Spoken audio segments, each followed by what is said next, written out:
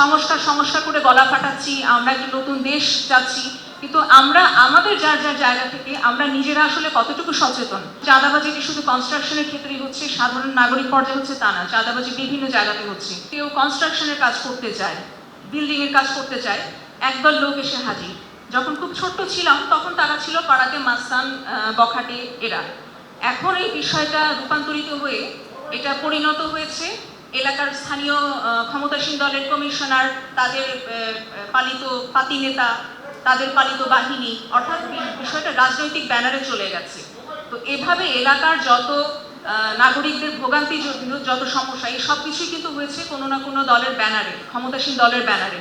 তো আমি আশা করব যে এখন নতুন সরকারের আমলে এই বিষয়টাতে আমাদের পুলিশ প্রশাসন আমাদের পক্ষে থাকবে এবং এই জাতীয় সমস্যা থেকে রক্ষা করবেন। দ্বিতীয় বিষয়, আমরা জাতীয় নাগরিক কমিটির পক্ষ থেকে আমাদের একটা বড় চাওয়া, সেটা হচ্ছে যে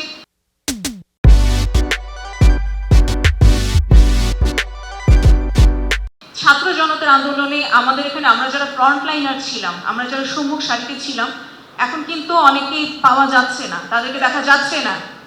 তারা কিন্তু মানে বলা যায় যে আন্দোলনের সময় তারা এসেছিল, আবার আন্দোলন শেষ তারা আবার যার যার জায়গায় চলে গেছে। কিন্তু তাদের নাম ভাঙিয়ে বা যারা আন্দোলনের সারিতে ছিল না এমন মানুষজন আমরা আন্দোলনের সারিতে ছিলাম এই ধরনের কথা বলে কিন্তু এখন এর সুফল ভোগ করতে ভিড় জমাচ্ছে। তো সেখানে আমাদের একটা চাওয়া হচ্ছে প্রকৃত আন্দোলনকারীদেরকে চিহ্নিত করে তাদের নিরাপত্তা, তাদের আইডেন্টিটি এগুলো নিশ্চিত করা। তৃতীয় বিষয় হচ্ছে চাঁদাবাজির যে বিষয়টা আমি এর আগে উল্লেখ করেছিলাম, চাঁদাবাজি যে শুধু কনস্ট্রাকশনের ক্ষেত্রেই হচ্ছে, সাধারণ নাগরিক পর্যায়ে হচ্ছে তা না, চাঁদাবাজি বিভিন্ন জায়গাতে হচ্ছে, ব্যবসায়ীদের কাছ থেকে হচ্ছে, পরিবহন সেক্টরে হচ্ছে, প্রতিটা জায়গাতেই হচ্ছে। জাস্ট পার্থক্য হচ্ছে অতীতে চাঁদাবাজিটা করতো এক পক্ষ, এখন ফাঁকা মাঠে চাঁদাবাজি করছে আরেক পক্ষ, কিন্তু সিনারিওর কিন্তু খুব একটা পরিবর্তন আমরা এখনো কার্যত দেখতে পাচ্ছি না। তো এই বিষয়গুলো আমাদের পুলিশ প্রশাসনের কাছে আমাদের একটা চাওয়া হয়ে রইল। আর আরেকটা বিষয় আমি একটু আমাদের উপস্থিত সুধীর উদ্দেশ্যে বলতে চাই যে আমরা সবাই সংস্কার সংস্কার করে গলা ফাটাচ্ছি, আমরা একটা নতুন দেশ চাচ্ছি, কিন্তু আমরা আমাদের যার যার জায়গা থেকে আমরা নিজেরা আসলে কতটুকু সচেতন, আমরা নিজেরা কতটুকু সৎ। আমি এখনো দেখি যে আমরা একটু সামান্য সুবিধা নেওয়ার জন্য যে কোনো আইন সেকেন্ডের মধ্যে আমরা ভেঙে ফেলছি।